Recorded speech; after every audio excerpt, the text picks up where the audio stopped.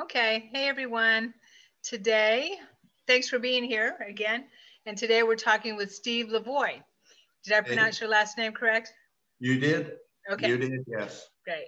And he is a near-death experiencer, and I'm really happy to chat with him today and help and hear about his story and his near-death experience. So, welcome, Steve. Thanks for being here with me. Good to be with you. Yeah. Yeah. So, do you mind sharing a little bit of your background and then tell us about your near-death experience, if you would, please? My childhood was not the best of childhoods. I'm going to start there. Okay. I came from a very abusive family. Um, a lot of people could say, oh, well, I came from an abusive family too. My family I didn't know if I came home from school, if I'd be experiencing Dr. Jekyll or Mr. Hyde with my mom. My Mm-hmm. mom had very emotional mood swings. In the 60s, she had electric shock done on her brain. She was in a psych hospital for a long time. I went through a lot of issues with aunts and just everything. And so I became very angry Mm-hmm. because nobody was listening to me. Like a lot of people, a woman that has been raped becomes angry when she's not being heard. Mm-hmm. And so I went to counselor after counselor after counselor, and nothing helped. I gave up on churches altogether, even though I attended churches. Um, it just seems so unreal. Yeah. And I found one counselor that I was working with. And I was actually going into my second appointment. Had my first appointment, it went really good. He had me look at my heart, and that's something that was closed off. And I was going to my second appointment when the car accident that almost took my life happened. It was a little after about 10 o'clock in the morning. Driving my car to the appointment, I was halfway through the intersection when this driver, I looked over to my left side, and all I saw was headlights of his car coming to me. I could not accelerate. I could not skid out of the way. He hit me right on the driver's door. Immediately, my wife now was a former paramedic. And she says in a side impact accident, when you're going a certain speed, your speed cancels out. And you immediately pick up the speed of the car pushing you now. Okay. And I say that because I'm going to go into a little bit of that. When our cars broke away, my car hit a curb and flipped up and went around a telephone pole.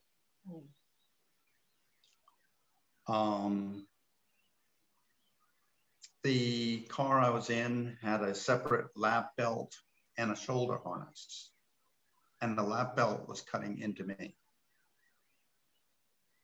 A bystander managed to get the lap belt off of me and cut it away. And then because of that, I passed out. I came through to a few minutes later to a paramedic barely sitting on what was the front passenger seat. And he's got a cervical collar on me. And he's telling me, he's got to put a sheet over me. He's going to climb on the sheet. They're going to use the jaws of life to cut the door open to get me out of the car. And so he climbed under the sheet, and I'm in this thing, and he managed to get my hands off of the steering wheel. The door opened up. They brought a backboard in. They laid me down on the backboard, taped my head as best possible to the backboard. I didn't honestly know what injuries I had. And I preface this to tell you what I'm going to tell you in a few minutes. They put me on a gurney, and they're wheeling me just a little ways away to the ambulance. And the paramedic's saying, you got to keep awake. You got to keep your eyes open, keep your eyes open. And the last thing I remember saying was, it's too bright. It's too bright. And they pushed my body into the back of the ambulance. But immediately I'm above the ambulance. I'm outside of the ambulance, above the ambulance. I can see the probationary fire department people sweeping up the glass from the accident.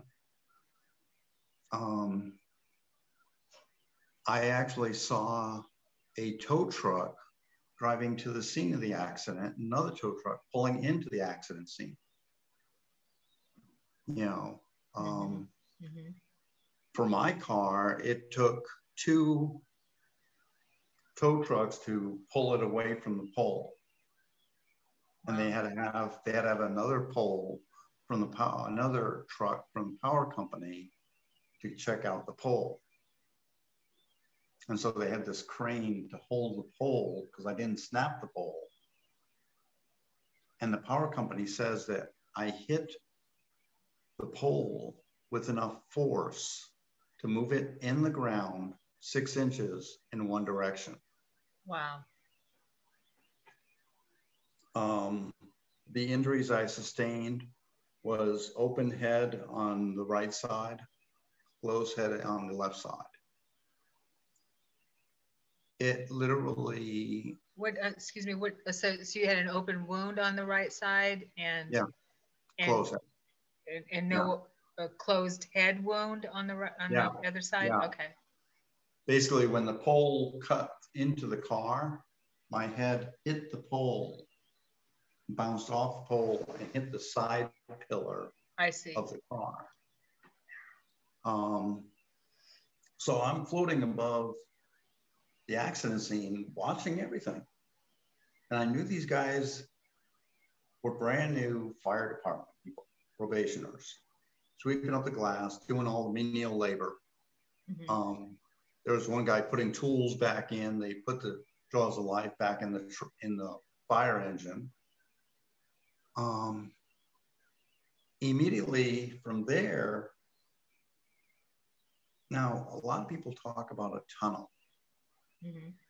And I definitely agree with that. My thing was, it was more like a roller coaster ride from heaven. It was like, I'm here, bink, I'm there. Now, mind you, I really don't like roller coasters, but this happened so quick to where I didn't have time to react. I walked into heaven and I was angry because I still had the mentality or the mindset of nobody's going to hear me. Nobody's going to see me, right? I'm the abused victim. Push me to the side, right? These personalities, these light beings came up to me. And in my mind, I knew exactly what they needed me to do, which was follow them. So I'm walking with them and I'm pissed. I'm getting angry. I want answers. And they're not giving me answers. We went into a room that was like a 360, circle room. And the walls of the room were kind of like an IMAX screen, to where I could literally see completely around. Even if I'm facing forward, I could see behind me perfectly well. Right.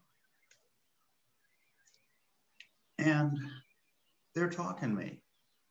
And they asked me one question 4 times. And the question was, who are you? And all this time, you know, they asked me the question the first time, and I'm watching my life. You know, I'm watching the abuse I went through. I'm watching all the people I beat up. The anger I felt. And I told these people who I was, these beings that asked me this question. They shook their head no. So when you told them who you were, did you tell them your name? Is that what you mean? I told them my name. Okay. I told them how much, you know, what job I did, what, okay. You know, and they went, no. They said, who are you? And I'm furthermore going into my life review and watching everything. And the scenes slowly started morphing and changing. The people I was screaming at, the people I was beating up, the people I was yelling at, slowly morphed into me.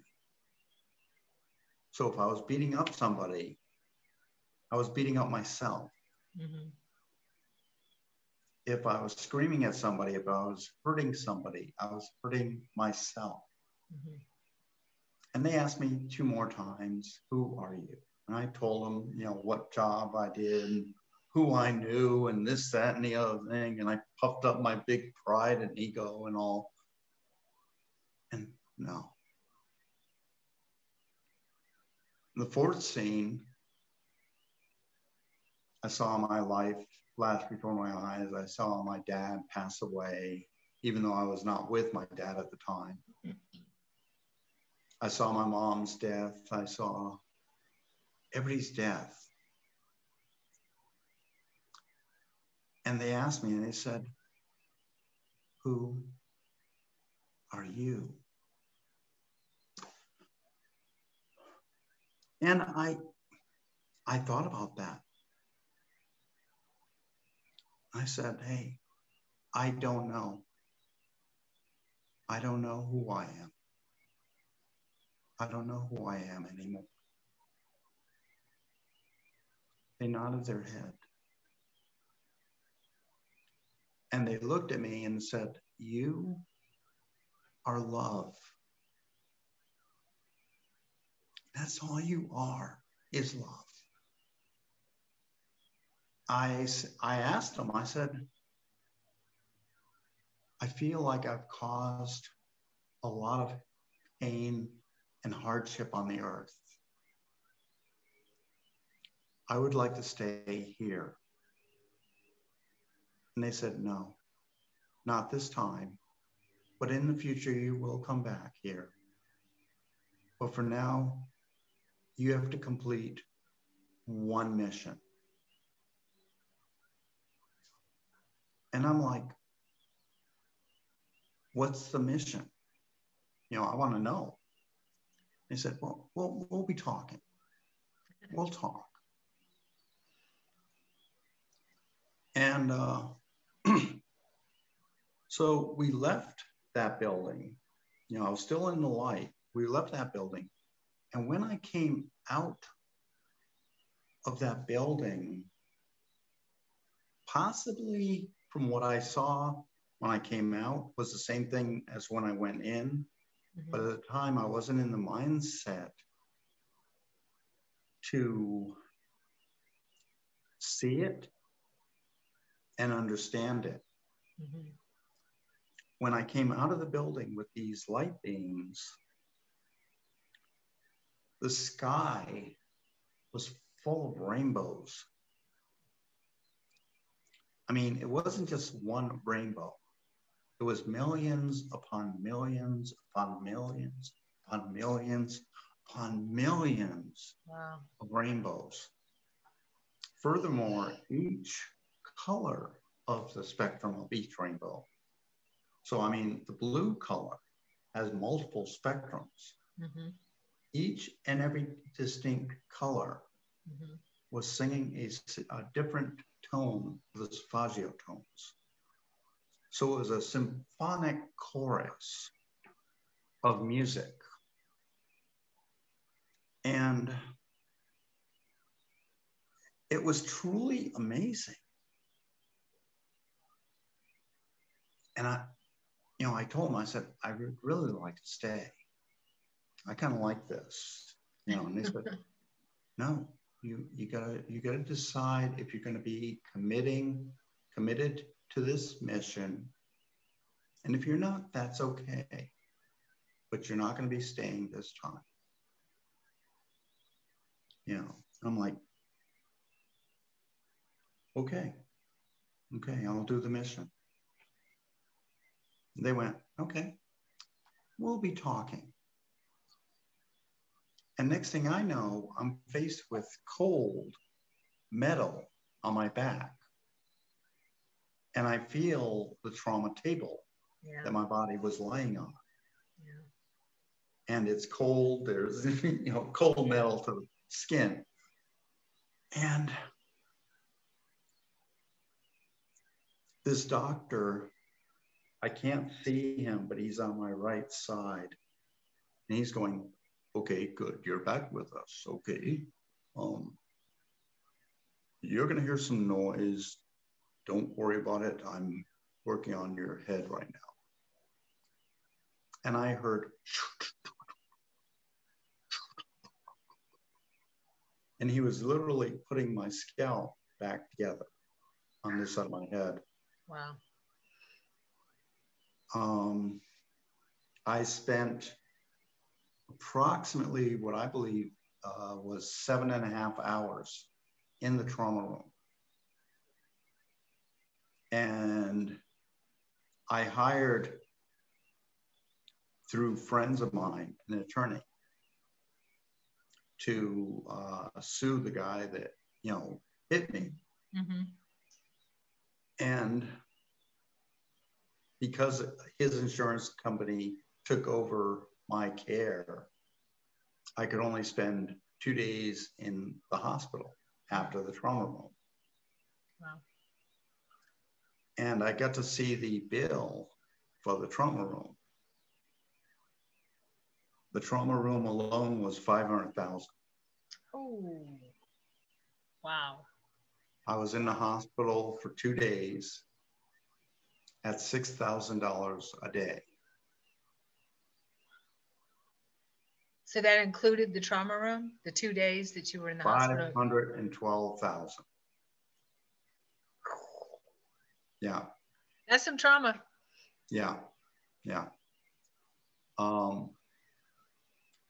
When I got out of the hospital, I came home and I got right into physical therapy, having to learn how to pick up a pen, mm-hmm. How to pick up a fork and eat. Wow, yeah. I couldn't do anything. And I had to learn everything. And I learned the simplicity of thank you, the simplicity of gratefulness, gratitude. Mm-hmm. And approximately, I was living in California at the time, and I moved up here to Washington State in 2010.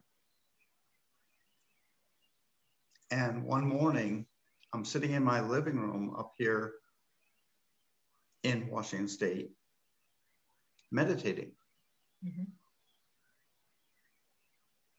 And I hear this voice in my head.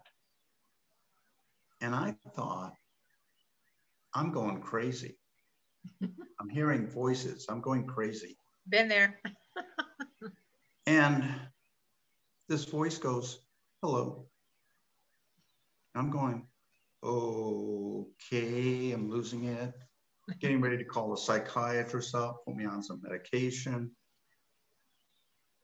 And I'm like, am I losing my mind? He goes, no, you're not losing your mind. Hello. Right. Immediately, right then and there, I stopped and I went, oh. And the memory that I had of my near-death experience flooded back to me immediately. It was like in crystal clear color. I could hear the sound of the car, the car hitting my car. Excuse me, Steve, did you remember it before that? Any of it before that? I could not, no. Yeah, no. Mine was the same way, yeah. It's funny, I remember one thing. After the fact, I went to a friend's house. I had a walker that I had to walk with. And I went to a friend's house and his son was there. And I said, hey, I need to go to the wrecking yard to get some stuff out of my car. So if you can drive me there. His father goes, yeah, take my truck and go get his stuff. Right? So we went to the wrecking yard with my friend.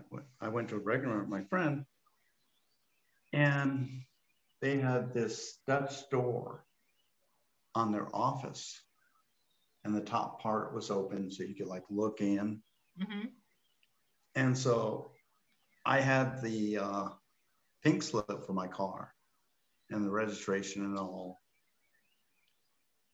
And I stuck my head in and said, hey, I'd like to get my stuff out of the car. And they said, which car were you in? I'm like, the car down on such and such a street that was wrapped around a telephone pole. 3 of the tow truck drivers, and these guys are big burly dudes, their faces went white. They said, you could not have survived that crash. There was too much blood in the car. Wow, yeah. You know. Yeah. What I learned from my near-death experience. Well, I interrupted you. I'm sorry to interrupt you again, but I interrupted you when you were talking about the person the being that was talking to you, the voice. Yeah. Yes, thank you. Yeah. Well, they said hello, and I went, because like the memory flooded back in. And I was like going, okay, so the mission? And they showed me what the mission was. And I was going, I can do that. Yeah. Basically, my Facebook post, just the Facebook post alone, is the tip of the iceberg of my mission. I know we've been through some harrowing times this last year of 2020. But there's still peace there. Right. I know we've had a lot of hatred, a lot of, I hate you because of your color. I hate you because of this. I hate. But there's still love there. What is your Facebook post? I don't know if you shared that with me. If you care to share it. I just post a lot of like positive quotes. Oh, gotcha. Okay. A lot of so more than one. A lot of personal quotes. Sure. On there. And my thing is that we can get through this, all of this that we're going through right now. We can get through this. Sure.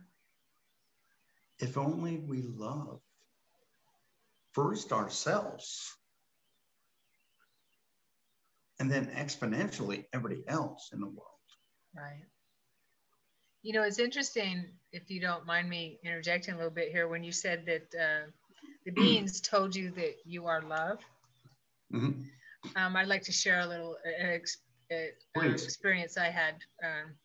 It was after my mother passed, Mm-hmm. and I was going through my awakening, my quickening. It was around the time of my near-death experience, but I was talking to her on a spirit board, right? Mm-hmm. And she ended up, because she wanted to talk to my dad after he left, and so we ended up getting on a Ouija board on Mm-hmm. advice of a friend of hers, just to put a little bit context with this. And so I was able to connect to him pretty quickly on the Ouija board. And so I ended up buying, when my mother passed, I ended up buying an angel board, a spirit board. It's just a tool. Yeah. I find it's just a tool, and I teach Mm-hmm. these kinds of things to connect to spirit, right? The other side. She Mm-hmm. ended up bringing my guide in, who is after a while of her coaxing me to let her step out and him step in, because I felt his immense energy, which is Jesus, Yeshua. And as I'm communicating with him, one of his first questions was, what is my take on who God is, or what God is? That was the question. And and I answered, oh, God is everything, God is this, God is that, and then we'd end the conversation, and then I'd come back, and every day I sat and talked with him, and he'd ask me the question again, what is God? And I don't know how many times, maybe four times. Mm-hmm. Finally, I said, I got it. God is love. Yeah. And then he didn't ask me that. He said yes, and he didn't ask. Then we moved on to another conversation. Mm-hmm. So, and I knew at that point, and of course, that's who we are. Yeah. It all came flooding in like that. Yeah, that's who we are. Yeah. I created a quote a long time ago, many years ago, probably 2015, 2016. Uh-huh. And the quote is, God, I asked, are you there? And I said, I am. I love that. Nice. Yeah. We are told by the religious powers to be right. that we're this way or that we're that way. And in my past, I was raised Catholic. I was going into all these different religions. I was kicked out of different churches. And I was kicked out of churches for asking questions. Wow. Simple questions. And the truth is, if I go into a church as a speaker, mm-hmm. I'm a member of that church. Mm-hmm. I will support that church. I've done a few talks in a few churches and a few centers of spiritual living and other places. Uh-huh. And I always give 10% of my, whole thing that is given to me back to the church. Right, donation. That's my talk. Sure. And the big thing is where I was before, coming from an abusive background. Uh-huh. I don't feel that now. I've been through that. And it's not that I loved it or shoved it under the carpet or anything. I dealt with it on such a heavenly realm. Yeah. That I've actually forgiven the abusers. I get that. Yeah.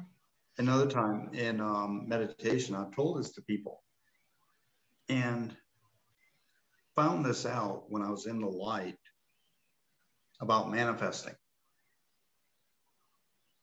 And I've shared this with people in my events. And a few people didn't want to hear it. And a few people left the event. I had one person that came to one of my events and he listened. And a week later, I met him at church. And he comes up to me and says, dude, what you told me, wow. Where did you hear this stuff?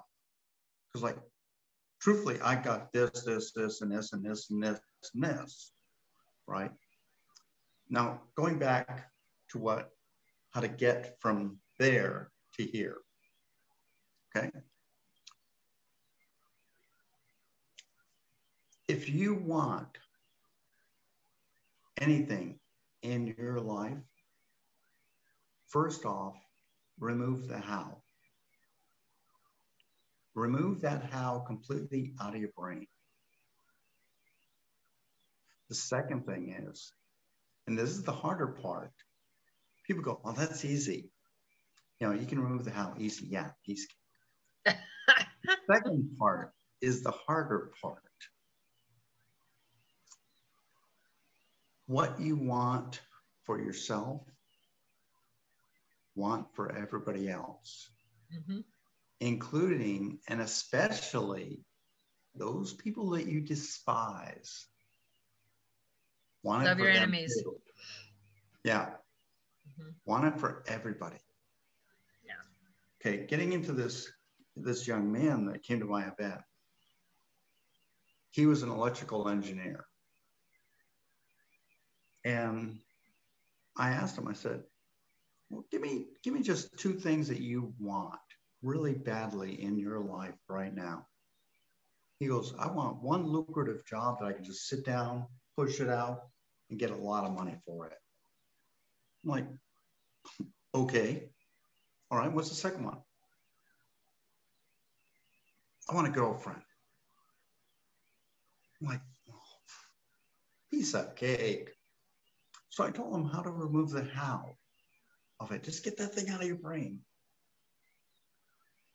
I told him how to focus on already having that lucrative job, seeing it. Right.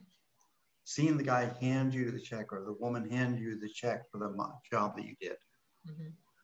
See your girlfriend.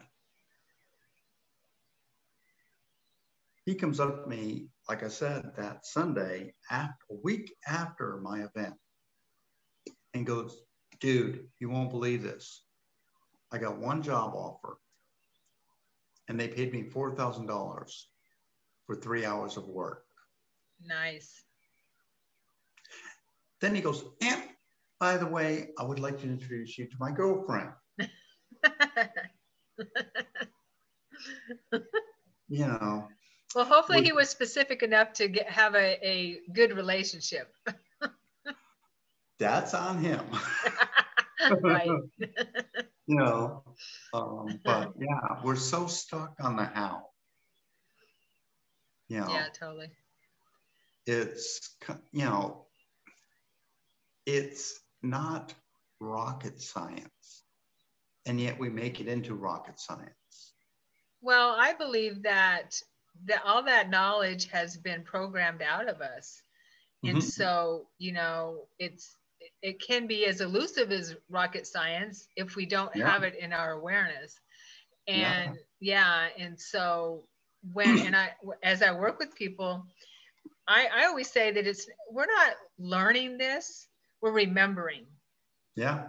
Because we already know this on like the level you're talking about. We already know this. It's just a matter of remembering. Exactly. And, and so that's what we, you know, that's where we're at now. More and more people are remembering who they are, remembering how to manifest and how to have everything we desire in life. Because once you are tuned into those frequencies and tuned into remembering how to do that, then things just start happening like that. I had one time at one of my events, one of my friends is a fire department chaplain for a county here in Washington State. Really great guy. And he came to my event Now, mind you, he's a chaplain, man with the cloth, you know, sort of thing. And he looked at me and says, so you were in the light, you had this great near-death experience. What do your guides say about who's going to judge you or who's going to judge me? Oh, wow. And I'm thinking, oh, I'm dead. If I answer this guy's question wrong, he's going to end up not being my friend. He's going to end up, you know, just totally going off on me and all. And I'm sitting there going like, okay, what do I say? Immediately my guides chimed in and said, just tell him. Just tell him. The truth is, there is going to be a great white throne judgment, but it's not who we think is going to be sitting on that throne. Because the one person that knows you better than you is your higher self. Mm-hmm. Yeah. They know everything about you. We judge ourselves. Me. The same with me. Yeah. We're going to judge ourselves. Ourselves. I learned that too. Yeah. Or remembered it. Yeah. Yeah. Mm-hmm. Yeah. And I mean, God is love. Now, I'm probably going to maybe piss off a few Christians, right? I can't see God being love and hating. You know, it's two separate energy fields. And where I came from in my near-death experience, God is love, love is God, God is love, right. Period.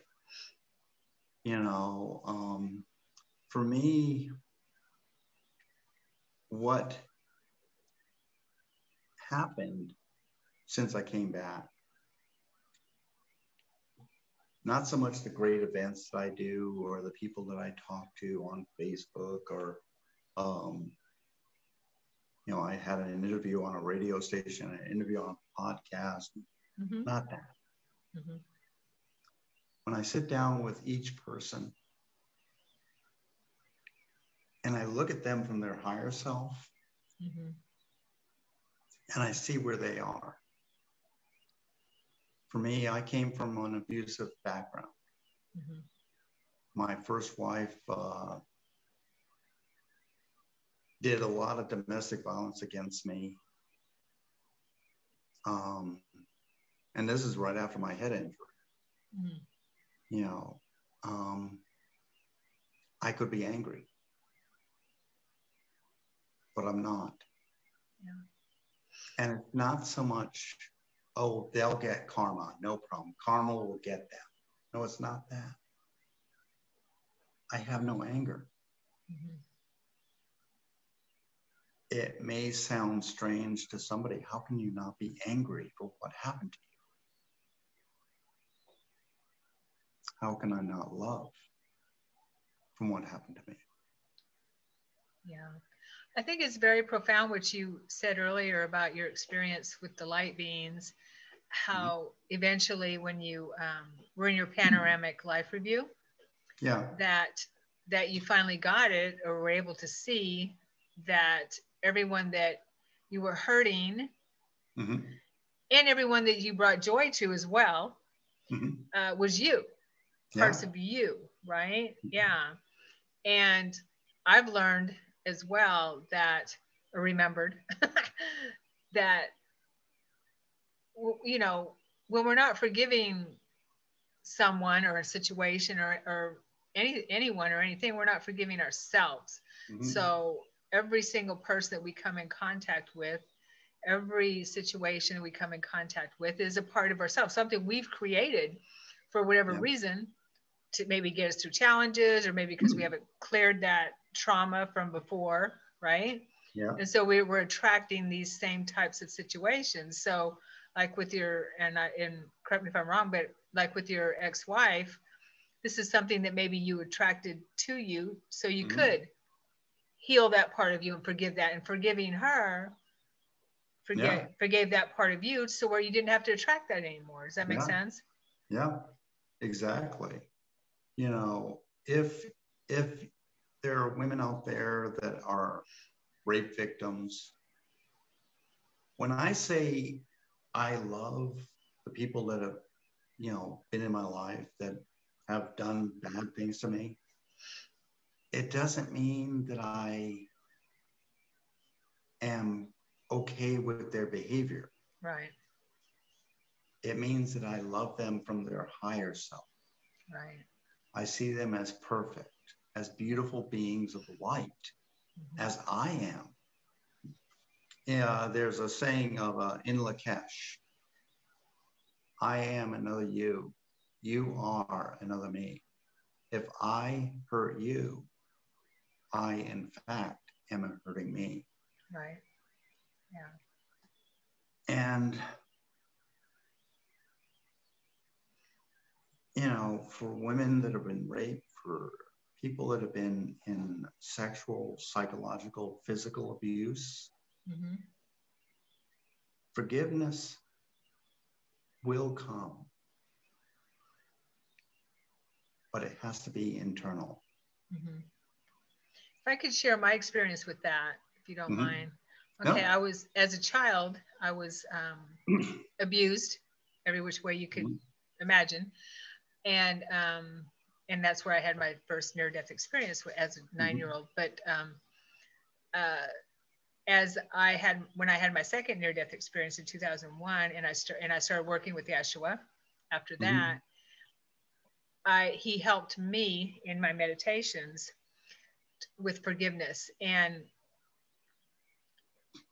what happened was, after a while, as I'm working on these forgiveness practices that he gave me with forgiving my main perpetrator as a child, I came to this realization, this epiphany, that I had seen many, many lifetimes where we had gone through experiences where he was the abuser. I was the victim. And it was because he and I chose, we're in this soul group where he and I chose this experience from way back, the first experience, so that we could experience it together and then clear up the karma in that lifetime. And because I was a bad person, in that lifetime in particular, where it started, threw people to the lions, threw Christians to the lions, and then he ended up throwing me and my mother to the lions. So that karma was supposed to be cleared up in that lifetime, right? Yeah. But it didn't. That part of me got stuck. I was stuck in that trauma. So I had lifetime after lifetime of that same type of experience where he agreed to incarnate with me, come back and torture me, be very cruel to me in that lifetime, so that with the hope of me being able to heal that and forgive that situation so we could move on to different experiences. So he agreed to lower his frequency so low to be an abusive person, to be an alcoholic, whatever, as he grew up in this life. And I realized, oh my God, he loves me so much that he agreed to do that with me, have that agreement with me. Yeah.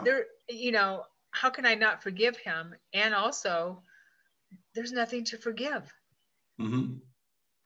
That was, now he can, and then and I've got goosebumps talking about it. Then I realized that contract, that agreement was, null and void anymore, because I realized it. Now he can, in his next lifetimes and in this lifetime, move up in frequency so that he can heal his life and not be such an SOB. Exactly. Because he chose that for me. I had a sister that died in 2019, like 4 days right before Easter. And before that time, we talked. And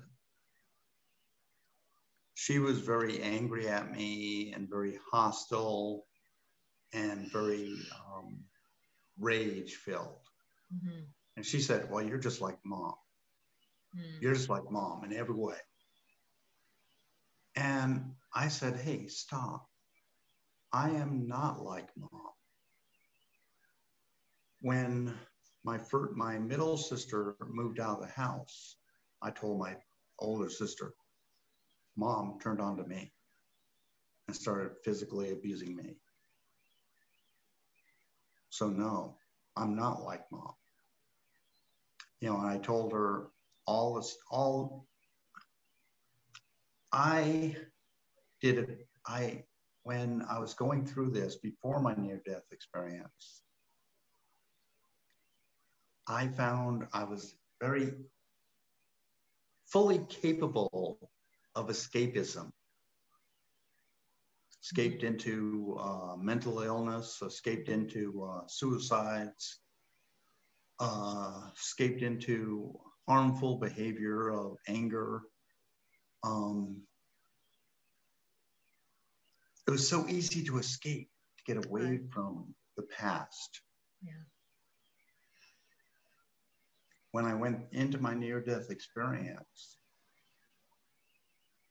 and I saw that on the panorama of my life, I found the only one I was running from was me. Mm-hmm. And furthermore, it's funny, and this is one thing I posted on Facebook many, many years ago. You know, you can go into the tallest building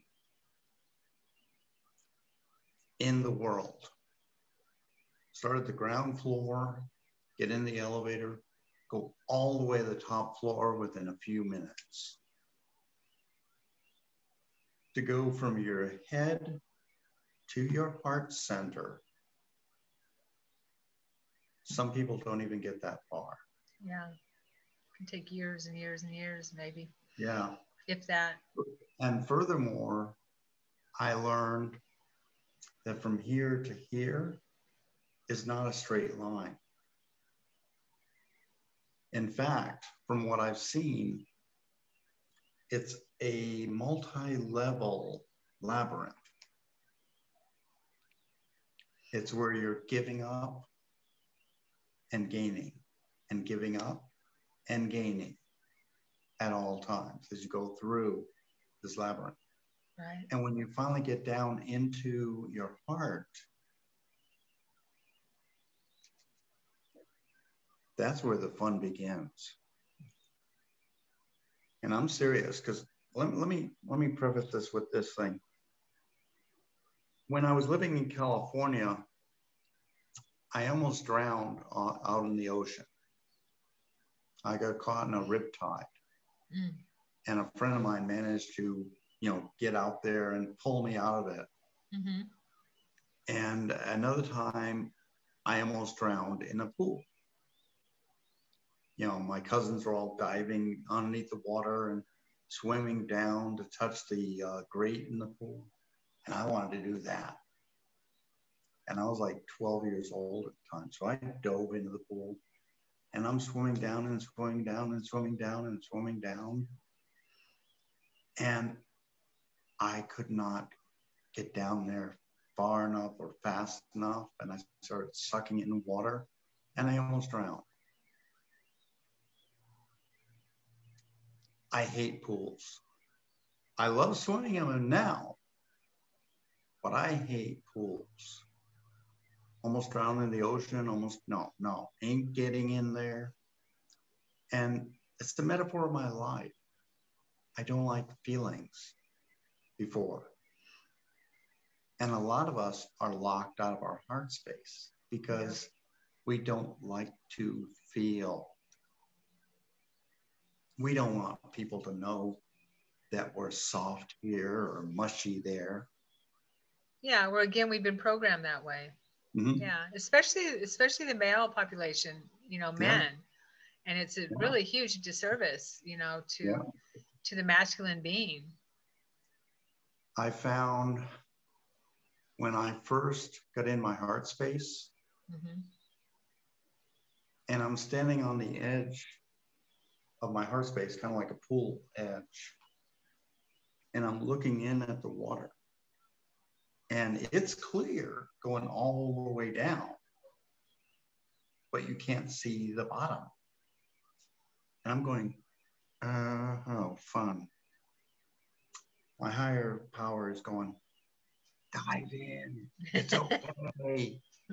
The water's fine. And I'm going, no, I'm good. I'm good right here. I'll stick my toe in the water. I'm good. See, I'm sticking my toe in the water. I'm fine. I got thrown in to the deep end. Yeah. And they're like, swim. And I started swimming under the water, and I started getting deeper and deeper and deeper. And it became a meditation to me, in that when you get into your heart space, you see all things as love. Mm-hmm. Nothing more and nothing less than that. That reminds me of that's beautiful. Thanks, Steve. That reminds me of a really intense dream I had one time where I'm on a ship or a boat, and there's a storm all around me, and the ship is getting ready to capsize, and I have to jump off over the ship in order to save myself. And I'm terrified. And I end up, there's a lot more to it, but I end up jumping over the edge of the ship, and I'm picked up before I hit the water, and I'm afraid I'm going to, hit the water, and it's going to, I know I'm going to die. I just know I'm going to die. And right before I hit the water, angels pick me up and swoop me away. And it was this amazing feeling of peace and love and protection and caring. It was really a profound dream for me. So all I had to do was take that leap. Yeah. And I knew, and I was taken care of. And that's basically all of life. Yeah. Life is literally a leap of faith. Totally. Yeah. I like this old saying where it says, I don't know what the future holds, but I know who holds the future. We just have to take that leap of faith with our life. Yeah. We have to learn to love. A funny thing happened back in December of 2019, or no, 2018. I told my wife, certain things that we're going to do. And at first, she'd be like, right. One time I told her, I said, hon, we're going to get a check in the mail. She's going, you probably looked at, you get an email from the post office and they tell you what's in the mail. No, we're going to get a check in the mail, and it's coming in 4 days. Wow, that's specific. Right. It's coming in 4 days. She's like, right. I said, hey, make you a deal. Put $10 down on the table. Here's my 10. If that check doesn't come in 4 days, you get that $10 bill. She's like, oh, you're on. She didn't get the $10 bill. Check came in the mail, and she's like, whoa. Nice.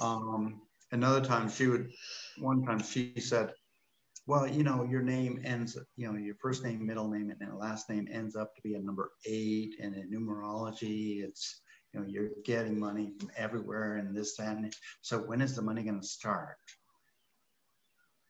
Right. And I'm like, it's already here. You don't see it? She's like, I don't see it. I'm sorry. I'm dumb. Where is it? I'm like, it's right here. She's like, I don't see it. Suddenly, in 2018, November, December, went to my wife and I said, you know, already had that interview on the podcast, loved it. I'm going to be interviewed on a radio station. She's like, great. Another wishful thinking. I'm going, no, it's not wishful thinking. I'm going to be interviewed on a radio station. About a month and a half later, a friend of mine on Facebook who has a radio disc jockey down in California messaged me on Messenger and said, what are you about? Tell me what you're doing. I keep seeing your posts come up and everything. I want to find, you know, I want to set up a time for you on the radio. And this radio station, you know, this friend of mine has interviewed Neil Donald Walsh. I believe his name is Gary Redman. Mm-hmm. I think he interviewed Joe Dispenza. Oh, wow. You know, big people. Uh-huh. And I'm like going, I'm looking at his website going, whoa. And I showed my wife the message chat and I'm like, see? She's like, only you. Right. And so I said, oh, by the way, the money's coming. You know, we were not getting paid for this radio station, you know, talk. And the money came another way. Another person brought money to me. Right. So I said, we're going. Started out on a road trip. We went up down to the Oregon Vortex. Then we went down to Mount Shasta to get some more energy there. Went down to Lake Tahoe. Nice. Hung out on the lake. Went down to visit family in San Diego County area. And went up to do the radio station. Very nice. Yeah. Today, my wife now looks at me and goes, so what's next? Some people take it just a little bit longer to convince. I know. You see, the thing is,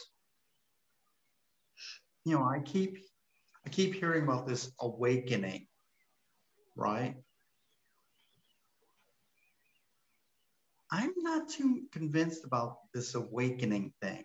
The reason is, and this may sound funny and it may sound strange, but it's so true. This morning you were in bed, right? Mm-hmm. When you put your feet to the edge of the bed and you sit on the edge of the bed and you're sitting there, you don't go, I'm awakened. And then you walk into your kitchen and you're making your coffee or your tea or whatever, your breakfast, and you're going, I'm awakened making coffee. I'm brewing the tea, awakened night. You know, it's you either are or you're still asleep, right? It's not so much awakening as it is coming back into our truth, our soul truth. Right, remembering. Yeah. Our soul knows exactly who and what and why we are. Right. I see it as waking up from the sleep, the deep sleep that we've all been programmed into. Exactly. That is what how I see the mm-hmm. awakening. Yeah. Exactly. It's because we have been asleep for a very long time, and and I believe, and I totally believe, and I see it all the time, that it has been an agenda to keep us in a deep sleep.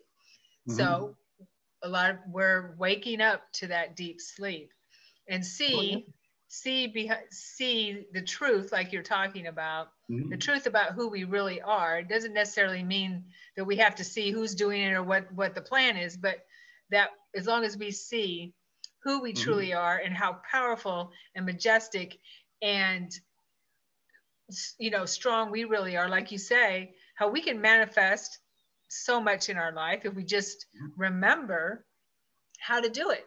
We have all the tools within us. Everything is within us. All this is the illusion. Yeah. Everything is within us that we need and that we could ever want. Exactly. Yeah. You know,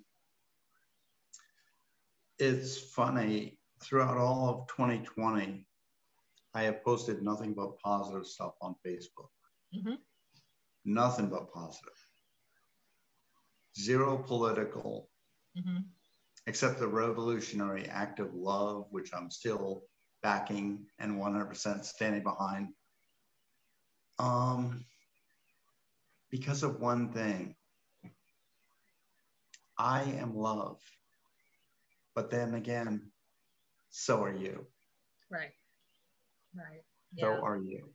Yeah. Well, I think it's a good time to end, Steve. I really appreciate talking with you today, and that's and all of your profound insights and experiences, and we'll have to do this again because I'm sure we could talk for a very long time. Oh, definitely. Let's do this again. Okay, sounds good. All right. So yeah, don't go away. Thank you everyone for being here, and hopefully you have a wonderful day and the rest of your days. All right.